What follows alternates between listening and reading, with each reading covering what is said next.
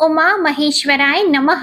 सखियों हो जाओ तैयार, आया है तीज का त्योहार। मेहंदी रचानी है हाथों में, करना है 16 श्रृंगार। झूम झूम कर मन नाचे, हृदय गाए मंगल गीत। आज पिया के संग मनाएंगे पावन पवित्र हरतालिका तीज। आप सभी को हरतालिका तीज की ढेर सारी शुभकामनाएं। भाद्रपद मास के शुक्ल पक्ष की तृतीया तिथि को हरतालिका तीज का त्योहार बड़े ही धूमधाम से हमारे देश में मनाया जाता है। सुहागिन महिलाएं इस दिन निर्जल व्रत रखती हैं, भगवान शिव और मां पार्वती की प्रतिमा की विधिवत पूजा अर्चना करती हैं। सुहागिन महिलाएं पति की लंबी आयु के लिए और अखंड सौभाग्य के लिए इस व्रत को रखती हैं और कुंवारी कन्याएं मन चाहे वर की प्राप्ति के लिए इस व्रत को रखती हैं और हरतालिका तीज व्रत की कथा को सुनती हैं। तो आइए अब आप सुनिए हरतालिका तीज व्रत में सुनी जाने वाली 4 कथाएं, जिनके दिव्य केशों पर मंदार यानी आक के पुष्पों की माला शोभा देती है और जिन भगवान शंकर के मस्तक पर चंद्र और कंठ में मुंडों की माला पड़ी हुई है, जो माता पार्वती दिव्य वस्त्रों से तथा भगवान शंकर दिगंबर वेश धारण किए हैं, उन दोनों भवानी शंकर को मैं नमस्कार करती हूँ। कैलाश पर्वत के सुंदर शिखर पर माता पार्वती जी ने श्री महादेव जी से पूछा, हे महेश्वर, मुझसे आप वह गुप्त से गुप्त वार्ता कहिए जो सबके लिए सब धर्मों से भी सरल तथा महान फल देने वाली हो। हे नाथ, यदि आप भली भांति प्रसन्न हैं तो आप उसे मेरे सम्मुख प्रकट कीजिए। हे जगन्नाथ, आप आदि मध्य और अंत रहित हैं। आपकी माया का कोई पार नहीं है। आपको मैंने किस भांति प्राप्त किया है? कौन से व्रत, तप या दान के पुण्य फल से आप मुझको वर रूप में मिले हैं? श्री महादेव जी बोले, हे देवी, यह सुनो, मैं तुम्हारे सम्मुख उस व्रत को कहता हूँ जो परम गुप्त है। जैसे तारागणों में चंद्रमा और ग्रहों में सूर्य, वर्णों में ब्राह्मण, देवताओं में गंगा, पुराणों में महाभारत, वेदों में साम और इंद्रियों में मन श्रेष्ठ है, वैसे ही पुराण और वेद सब में इसका वर्णन हुआ है, जिसके प्रभाव से तुमको मेरा आधा आसन प्राप्त हुआ है। हे प्रिय, उसी को मैं तुमसे वर्णन करता हूँ, तुम सुनो। भाद्रपद मास के शुक्ल पक्ष की हस्त नक्षत्र युक्त तृतीया तीज के दिन इस व्रत का अनुष्ठान मात्र करने से सब पापों का नाश हो जाता है। तुमने पहले हिमालय पर्वत पर इसी महान व्रत को किया था जो मैं तुम्हें सुनाता हूँ। पार्वती जी बोली, हे प्रभु, इस व्रत को मैंने किस लिए किया था, यह मुझे सुनने की इच्छा है, सो कृपा करके कहिए। शंकर जी बोले, आर्यवर्त में हिमालय नामक एक महान पर्वत है, जहाँ अनेक प्रकार की भूमि अनेक प्रकार के वृक्षों से सुशोभित है, जो सदैव बर्फ से ढके हुए तथा गंगा की कलकल ध्वनि से शब्दायमान रहता है। हे पार्वती जी, तुमने बाल्यकाल में उसी स्थान पर परम तप किया था और 12 वर्ष तक के महीनों में जल में रहकर तथा वैशाख मास में अग्नि में प्रवेश करके तप किया। श्रावण के महीने में बाहर खुले में निवास करके अन्न और जल को त्याग कर तप करती रहीं। तुम्हारे उस कष्ट को देखकर तुम्हारे पिता को बड़ी चिंता हुई। वे चिंतातुर होकर यह सोचने लगे कि मैं इस कन्या का विवाह किससे करूं। इस अवसर पर देव योग से ब्रह्मा जी के पुत्र नारद जी वहां आए।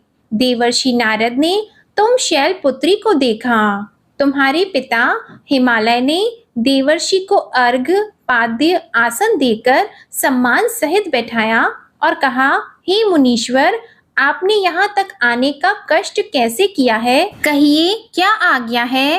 तब नारद जी ने कहा, नारायण नारायण, हे गिरिराज, मैं विष्णु भगवान का भेजा हुआ यहाँ आया हूँ। आप मेरी बात सुनो। आप अपनी कन्या को उत्तम वर को दान करें। ब्रह्मा, इंद्र, शिव आदि देवताओं में विष्णु भगवान के समान कोई भी उत्तम नहीं है, इसलिए मेरे मत से आप अपनी कन्या का दान भगवान विष्णु को ही दें। तब हिमालय बोले, यदि भगवान वासुदेव स्वयं ही कन्या को ग्रहण करना चाहते हैं और इस कार्य के लिए आपका आगमन हुआ है, तो वह मेरे लिए गौरव की बात है। मैं अवश्य उन्हें ही अपनी कन्या को दूंगा। हिमालय का यह आश्वासन सुनते ही देवर्षि नारद जी आकाश में अंतर्ध्यान हो गए और शंख, चक्र, गदा, पद्मा एवं पीतांबरधारी भगवान विष्णु के पास पहुंचे। नारद जी ने हाथ जोड़कर भगवान विष्णु जी से कहा, प्रभु, आपका विवाह कार्य निश्चित हो गया है। इधर हिमालय ने पार्वती जी से प्रसन्नता पूर्वक कहा, हे पुत्री, मैंने तुमको गरुड़ ध्वज भगवान विष्णु को अर्पण कर दिया है। पिता के इन वाक्यों को सुनते ही पार्वती जी अपनी सहेली के घर गईं और पृथ्वी पर गिरकर अत्यंत दुखित होकर विलाप करने लगी। उनको विलाप करते हुए देखकर उनकी सखी बोली, हे देवी, तुम किस कारण से दुखी हो, यह मुझे बताओ। मैं अवश्य ही तुम्हारी इच्छा पूर्ण करूंगी। पार्वती बोली, हे सखी, सुनो, मेरी जो मन की अभिलाषा है वह सुनाती हूँ। मैं श्री महादेव जी को वरण करना चाहती हूँ। मेरे इस कार्य को पिताजी ने बिगाड़ना चाहा है, इसलिए मैं निसंदेह इस शरीर का त्याग कर दूंगी। पार्वती जी के इन वचनों को सुनकर उनकी सखी ने कहा, जिस वन को तुम्हारे पिताजी ने न देखा हो, तुम वहां चली जाओ। तब हे देवी पार्वती, तुम अपनी सखी का यह वचन सुनकर ऐसे ही वन को चली गईं। पिता हिमालय ने तुमको घर पर न पाकर यह सोचा कि मेरी पुत्री को कोई देव, दानव अथवा किन्नर हरण करके ले गया है। मैंने नारद जी को वचन दिया था कि मैं पुत्री का गरुड़ ध्वज भगवान के साथ वरण करूंगा। हाय, अब यह कैसे पूरा होगा? ऐसा सोचकर पर्वतराज हिमालय बहुत चिंतातुर होकर मूर्छित हो गए। तब सब लोग हाहाकार करते हुए दौड़े और मूर्छा दूर होने पर गिरिराज हिमालय से बोले कि हमें आप अपनी मूर्छा का कारण बताइए। तब हिमालय बोले, मेरे दुख का कारण यह है कि मेरी रत्न रूपी कन्या को कोई हरण करके ले गया है, या उसे सर्प ने डस लिया है, या किसी सिंह या व्याघ्र ने मार डाला है। वह न जाने कहाँ चली गई, या उसे किसी राक्षस ने मार डाला है। इस प्रकार कहकर गिरिराज दुखी होकर ऐसे कांपने लगे जैसे तीव्र वायु के चलने पर कोई वृक्ष कांपता है। फिर हे पार्वती, तुम्हें गिरिराज साथियों सहित घने जंगल में ढूंढने के लिए निकले। सिंह, व्याघ्र, रीछ आदि हिंसक जंतुओं के कारण वन महाभयानक प्रतीत होता था। तुम भी सखी के साथ भयानक जंगल में घूमती हुई वन में एक नदी के तट पर एक गुफा में पहुंची। उस गुफा में तुम अपनी सखी के साथ प्रवेश कर गईं, जहां तुम अन्न जल का त्याग करके बालू का लिंग बनाकर मेरी आराधना करती रहीं। उस समय पर भाद्रपद मास की हस्त नक्षत्र युक्त तृतीया तिथि के दिन तुमने मेरा विधि विधान से पूजन किया तथा रात्रि को गीत गायन करते हुए जागरण किया। तुम्हारे उस महाव्रत के प्रभाव से मेरा आसन डोलने लगा। मैं उसी स्थान पर आ गया जहां तुम और तुम्हारी सखी दोनों थी। मैंने आकर तुमसे कहा, हे वराननी, मैं तुमसे प्रसन्न हूँ, तुम मुझसे वर मांगो। तब तुमने कहा कि हे देव, यदि आप मुझसे प्रसन्न हैं तो आप महादेव जी ही मेरे पति हो जाएं। मैं तथास्तु ऐसा कहकर कैलाश पर्वत को चला गया और तुमने सुबह होते ही मेरी उस बालू की प्रतिमा को नदी में विसर्जित कर दिया। हे शुभे, तुमने वहां अपनी सखी के साथ व्रत का पारायण किया।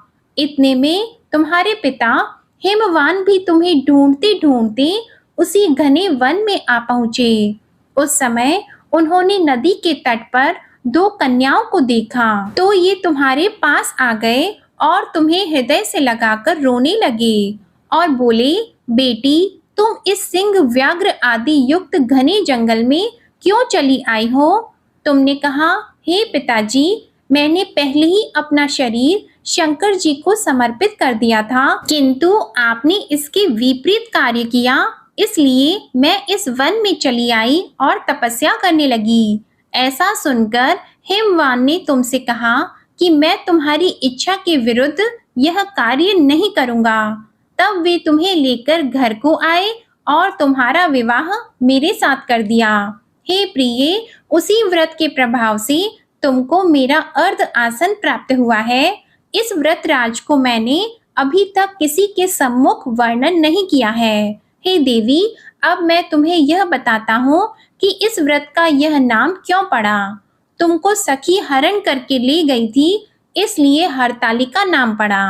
पार्वती जी बोली, हे स्वामी, आपने इस व्रतराज का नाम तो बता दिया, किंतु मुझे इसकी विधि एवं फल भी बताइए कि इसके करने से किस फल की प्राप्ति होती है। तब शंकर भगवान जी बोले, इस स्त्री जाति के अति उत्तम व्रत की विधि सुनिए। सौभाग्य की इच्छा रखने वाली स्त्रियां इस व्रत को विधि पूर्वक करें। केले के खंभों से मंडप बनाकर उसे वंदन वारों से सुशोभित करें। उसमें विविध रंगों के उत्तम रेशमी वस्त्र की चांदनी ऊपर तान दें। चंदन आदि सुगंधित द्रव्यों का लेपन करके स्त्रियां एकत्रित हों।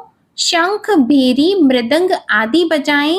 विधि पूर्वक मंगलाचार करके श्री गौरी शंकर की बालू अर्थात मिट्टी से निर्मित प्रतिमा स्थापित करें। फिर भगवान शिव और पार्वती जी की गंध, धूप, पुष्प आदि से विधि पूर्वक पूजन करें। अनेकों नैवेद्यों का भोग लगाएं और रात्रि को जागरण करें।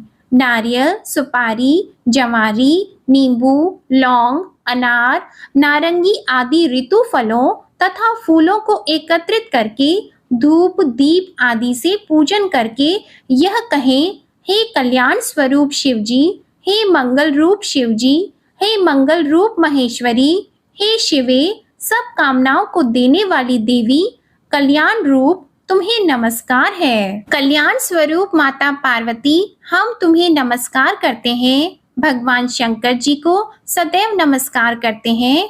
हे ब्रह्मा रूपिणी, जगत का पालन करने वाली माँ, आपको नमस्कार है। हे सिंह वाहिनी, मैं सांसारिक भय से व्याकुल हूँ, आप मेरी रक्षा करो। हे महेश्वरी, मैंने इसी अभिलाषा से आपका पूजन किया है। हे पार्वती माता, आप मेरे ऊपर प्रसन्न होकर मुझे सुख और सौभाग्य प्रदान कीजिए। कुंवारी कन्याएं मनोवांछित वर की प्राप्ति की कामना करें और सुहागिन महिलाएं अखंड सौभाग्य की प्राप्ति की कामना करें। इस प्रकार के शब्दों द्वारा उमा सहित भगवान शंकर जी का पूजन विधि विधान से करें। विधि पूर्वक कथा सुनकर गौ, वस्त्र, आभूषण आदि ब्राह्मणों को दान करें। इस प्रकार के व्रत करने वाली सभी सुहागिन महिलाएं और कुंवारी कन्याओं के सब पाप नष्ट हो जाते हैं और माता रानी की कृपा से अखंड सौभाग्य का आशीर्वाद प्राप्त होता है। प्रेम से बोलिए भगवान उमा महेश्वर की जय। अब आप सुनिए माता पार्वती और भगवान शंकर की दूसरी कथा। एक समय की बात है, माता पार्वती घोर तप कर रही थी। उनकी भक्ति और तप को देखकर देवताओं ने शिव जी से माता की मनोकामना पूरी करने के लिए कहा था। तब शंकर जी ने पार्वती जी की परीक्षा लेने के लिए सप्त ऋषियों को भेजा। सप्त ऋषियों ने माता के सामने शंकर जी के बारे में बहुत कुछ बोला। उनके सैकड़ों अवगुण गिनाए, परंतु इन सब बातों का पार्वती जी पर कोई प्रभाव नहीं पड़ा। उन्हें दृढ़ निश्चय और संकल्प के साथ तप जारी रखा। जब इन सब बात से भी बात नहीं बनी तो भगवान शंकर ने खुद ही परीक्षा लेने की ठानी। भगवान शंकर स्वयं प्रकट हुए और माता पार्वती को वरदान दिया। उसी समय जहाँ माता पार्वती तप कर रही थी, वही तालाब के पास मगरमच्छ ने एक लड़के को पकड़ लिया। लड़का बचाने के लिए शोर मचा रहा था। जैसे ही माता पार्वती को लड़के की आवाज सुनाई दी, वह उसकी ओर भागी। उन्होंने देखा मगरमच्छ लड़के को तालाब के भीतर खींच रहा था। तभी लड़के ने माता को देखा और लड़के ने देवी से कहा, मेरी ना तो माँ है और न पिता है, न कोई मित्र है। माता, आप ही मेरी रक्षा करें। पार्वती जी ने कहा, हे ग्राह, इस लड़के को छोड़ दो। तो मगरमच्छ बोला, दिन के छठे पहर में जो मुझे मिलता है उसे मैं अपना आहार समझकर स्वीकार कर लेता हूँ, यह मेरा नियम है। ब्रह्मदेव ने दिन के छठे पहर इस लड़के को भेजा है, मैं इसे क्यों छोड़ूं? तो पार्वती जी ने उससे विनती की कि तुम इसे छोड़ दो, बदले में तुम्हें जो चाहिए वह मुझसे कहो। तो मगरमच्छ बोला, एक ही शर्त पर मैं इसे छोड़ सकता हूँ। आपने तप करके महादेव जी से जो वरदान लिया है, यदि उस तप का फल मुझे दे दोगी तो मैं इसे छोड़ दूंगा। यह सुनकर पार्वती जी तैयार हो गईं। उन्होंने कहा, मैं अपने तप का फल तुम्हें देने को तैयार हूँ, लेकिन तुम इस बालक को छोड़ दो। तब मगरमच्छ ने कहा, सोच लो देवी, जोश में आकर संकल्प मत करो। हजारों वर्षों तक जैसा तप किया है वह देवताओं के लिए भी संभव नहीं है। उसका सारा फल इस बालक के प्राणों के बदले चला जाएगा। तब पार्वती जी ने कहा, मेरा निश्चय पक्का है, मैं तुम्हें अपने तप का फल देती हूँ, तुम इसका जीवन दे दो। मगरमच्छ ने पार्वती जी से तप दान करने का संकल्प करवाया। तप का दान होते ही मगरमच्छ का देह तेज से चमकने लगा। मगरमच्छ बोला, हे पार्वती, देखो, तप के प्रभाव से मैं तेजस्वी बन गया हूँ। तुमने जीवन भर की पूंजी एक बच्चे के लिए व्यर्थ कर दी। चाहो तो अपनी भूल सुधारने का एक और मौका दे सकता हूँ। पार्वती जी ने कहा, हे ग्राह, तब तो मैं पुनः कर सकती हूँ, किंतु यदि तुम इस लड़के को निगल जाते तो क्या इसका जीवन वापस मिल जाता? देखते ही देखते वह लड़का अदृश्य हो गया। मगरमच्छ लुप्त हो गया। पार्वती जी ने विचार किया कि मैंने तप तो दान कर दिया है, अब पुनः तप आरंभ करती हूँ। माता पार्वती ने फिर से तप करने का संकल्प लिया। यह देखकर भगवान शिव फिर से प्रकट हुए और उन्होंने पूछा कि हे देवी, अब आप क्या कर रही हैं? तब माता ने कहा कि मैंने अपने तप का दान कर दिया है, तो अब आपको अपने पति रूप में पाने के लिए मैं फिर से तप करूंगी। जब महादेव जी ने कहा कि उस बालक और मगरमच्छ के रूप में मैं ही था, आपने अपने तप का दान मुझे ही किया है। मैं तो बस तुम्हारी परीक्षा ले रहा था कि तुम्हारा मन प्राणी मात्र में सुख दुख का अनुभव करता है या नहीं। इसलिए अभी तुम्हें पुनः तप करने की आवश्यकता नहीं है। यह सब जानने के बाद देवी ने महादेव जी को प्रणाम करके प्रसन्न मन से विदा किया और भगवान शिव ने माता पार्वती को आशीर्वाद दिया। प्रेम से बोलिए माता पार्वती और भगवान शंकर की जय। अब आप सुनिए गणेश जी की कहानी।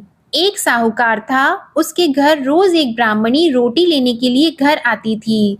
घर के अंदर घुसते ही पोल के ऊपर गजानन जी का मंदिर था। वह गणेश जी को रोटी का एक कौर हमेशा भोग लगाती थी। बहुत दिन हो गए। गणेश जी महाराज ने कहा कि यह मुझे हमेशा भोजन करवाती है, मुझे इसे कोई ना कोई उपहार जरूर देना चाहिए। गणेश जी एक दिन उसके थाली में हीरे मोती भर देते हैं। ब्राह्मणी तो थाली लेकर अपने घर आ गई और साहूकार से रोटी लेने के लिए आना बंद हो गई। साहूकारिनी ने उसे बुलावा भेजा कि बाई, रोटी लेने के लिए क्यों नहीं आती हो? ब्राह्मणी ने कहा कि मुझ पर गणेश जी प्रसन्न हो गए, बहुत वर्ष तक रोटी लेने के लिए आ गई, लेकिन अब नहीं आऊंगी। साहूकारनी मन में बहुत नाराज हुई और गणेश जी से कहा कि आप ब्राह्मणी के ऊपर प्रसन्न हुए परंतु मुझ पर प्रसन्न नहीं हुए। तब गणेश जी की मूर्ति हटाकर उसने बाहर फेंक दी। इधर सेठ जी की दुकान में धंधा पानी बंद हो गए। एक दिन सेठ जी की नजर पोल के मंदिर पर गई तो सेठानी जी को पूछा कि गणेश जी कहाँ गए? तो साहूकारनी ने कहा कि ऐसे गणेश जी का क्या करें जो ब्राह्मणी पर तो प्रसन्न हो गए लेकिन हमारे ऊपर प्रसन्न नहीं हुए। इस कारण मैंने तो गणेश जी को हटाकर फेंक दिया है। तब सेठ जी ने कहा कि यह तुमने क्या किया? मेरा तो व्यापार और धंधा चलना बंद हो गया है। गणेश जी तुमने कहाँ फेंके हैं? जल्दी बताओ, मैं उन्हें वापस लेकर आता हूँ।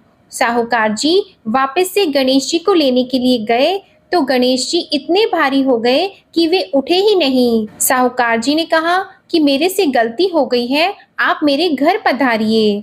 गणेश जी तो और भी भारी होते गए और कहा कि मैं तो नहीं चलूंगा, पहले साहूकारनी को बुलाकर यहाँ लाओ और वह मुझसे माफी मांगेगी तो ही मैं चलूंगा। और गणेश जी ने कहा कि मुझे हमेशा सवा सेर का चूरमा करके भोजन कराओगे तो ही मैं चलूंगा। साहूकार साहूकारनी को लेकर आए और उससे माफी भी मंगवाई और सवा सेर का चूरमा चढ़ाने की हाँ भी भरी। तब साहूकार और साहूकारनी ने गणेश जी को वापस घर लाकर उन्हें पोल में बिठाया। ऐसा करने पर साहूकार का व्यापार फिर से चलने लगा। हे गणेश जी महाराज, जैसे साहूकार और साहूकारनी पर आप प्रसन्न हुए वैसे सभी पर प्रसन्न होना। बोलिए गणेश जी महाराज की जय। अब आप सुनिए लपसी और तपसी की कहानी। एक लपसी था, एक तपसी था। तपसी हमेशा भगवान की तपस्या में लीन रहता था। लपसी रोजाना सवा सेर की लापसी बनाकर भगवान को भोग लगाकर भोजन कर लेता था। एक दिन दोनों लड़ने लगे। तपसी बोला, मैं रोज भगवान की तपस्या करता हूँ इसलिए मैं बड़ा हूँ। लपसी बोला, मैं रोज भगवान को सवा सेर लापसी का भोग लगाता हूँ इसलिए मैं बड़ा हूँ। नारद जी वहां से गुजर रहे थे। उन्होंने दोनों को लड़ता हुआ देखकर उनसे पूछा कि तुम लड़ क्यों रहे हो? तपसी ने खुद को बड़ा होने का कारण बताया और लपसी ने अपना कारण बताया। नारद जी बोले, तुम्हारा फैसला मैं करता हूँ। दूसरे दिन लपसी और तपसी नहाकर अपनी रोज की भक्ति करने आए तो नारद जी ने छुपकर 1.25 करोड़ की एक अंगूठी उन दोनों के आगे रख दी। तपसी की नजर जब अंगूठी पर पड़ी तो उसने चुपचाप अंगूठी उठाकर अपने नीचे दबा ली। लपसी की नजर जब अंगूठी पर पड़ी तो उसने ध्यान नहीं दिया और भगवान को भोग लगाकर लापसी खाने लगा। नारद जी सामने आए तो दोनों ने पूछा कि कौन बड़ा है? तो नारद जी ने तपसी से खड़ा होने को कहा। वो खड़ा हुआ तो उसके नीचे दबी अंगूठी दिखाई दी। नारद जी ने तपसी से कहा, तपस्या करने के बाद भी तुम्हारी चोरी करने की आदत नहीं गई है, इसलिए लपसी बड़ा है और तुम्हें तुम्हारी तपस्या का कोई फल भी नहीं मिलेगा। तपसी शर्मिंदा होकर माफी मांगने लगा। उसने नारद जी से पूछा, मुझे मेरी तपस्या का फल कैसे मिलेगा? नारद जी ने कहा, यदि कोई गाय और कुत्ते की रोटी नहीं बनाएगा तो फल तुझे मिलेगा। यदि कोई ब्राह्मण को भोजन करवाकर दक्षिणा नहीं देगा तो वह फल तुझे मिलेगा। यदि कोई साड़ी के साथ ब्लाउज नहीं देगा तो फल तुझे मिलेगा। यदि कोई दिए से दिया जलाएगा तो फल तुझे मिलेगा। यदि कोई सारी कहानी सुने लेकिन तुम्हारी कहानी नहीं सुने तो फल तुझे मिलेगा। उसी दिन से हर व्रत कथा कहानी के साथ लपसी और तपसी की कहानी भी सुनी और कही जाती है। आशा करती हूँ आप सभी का हरतालिका तीज का व्रत सफल हो और भगवान शंकर और माता पार्वती की कृपा से आप सभी को अखंड सौभाग्य के आशीर्वाद की प्राप्ति हो। प्रेम से बोलिए माँ पार्वती और भगवान शंकर की जय, भगवान गणेश जी की जय। आपको ये कथा अच्छी लगी तो वीडियो को लाइक करके चैनल को जरूर सब्सक्राइब करिएगा।